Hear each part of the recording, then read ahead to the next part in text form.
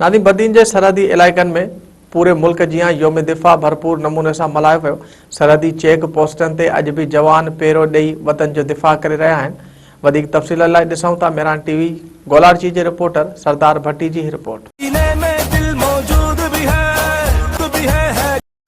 अकाबी रूह जब बेदार होती है जवानों में तो इन्हें मंजिल नजर आती है आसमानों में।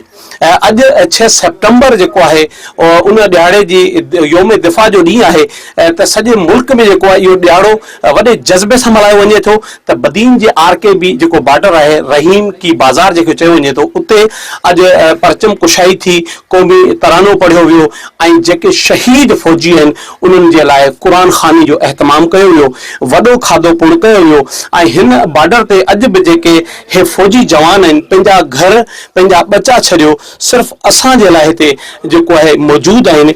छो जो हे जेॾी महिल हिन बॉर्डरनि ते मौजूद हुजनि था त असीं पंहिंजे घरनि में सुकून जी निंड करियूं था। आज हम पाकिस्तान के एक सरहद पे मौजूद हैं।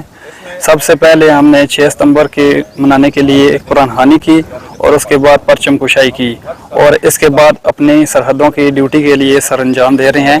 पाकिस्तान जिंदाबाद, पाक फौज पाइंदाबाद।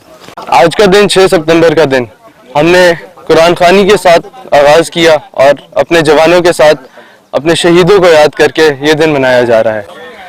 ये दिन हमारे लिए बहुत अहम है। 1965 में 6 सितंबर की रात दुश्मन ने नापाक कदम बढ़ाते हुए लाहौर और कसूर बॉर्डर को हमले का निशाना बनाया, लेकिन पाकिस्तान आर्मी और आवाम ने मिलकर इस हमले को नाकाम बनाया और दुश्मन को नाकों चने चबवा दिए। जवान जो जज्बो है वो अज भी जवान है। त हिन जो चवण है त हिंदुस्तान जेकॾहिं पंहिंजूं मेरी निगाहूं मेरी अखियूं जेकॾहिं पाकिस्तान ॾांहुं कयूं त असीं उहे बि करे हलींदासीं। छो जो हिन जो चवण आहे त पाकिस्तान जी फौज हिकु अज़ीम फौज आहे ऐं इन करे पाकिस्तान जी आर्मी पंहिंजा जेके आहिनि समूरा जेके बॉर्डर आहिनि उन्हनि ते सीसा पिलाई दीवार बणियो बीठी आहे। कैमरामैन हसनैन शेख सां गॾु सरदार भट्टी RKB बॉर्डर बदीन।